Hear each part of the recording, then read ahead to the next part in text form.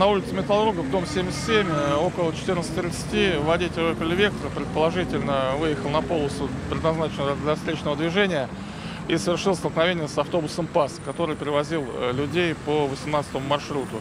В результате столкновения автобус совершил опрокидывание. Это механик, да, официальный механик.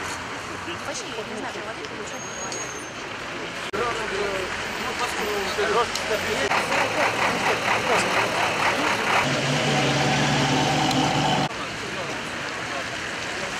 4 пострадавших.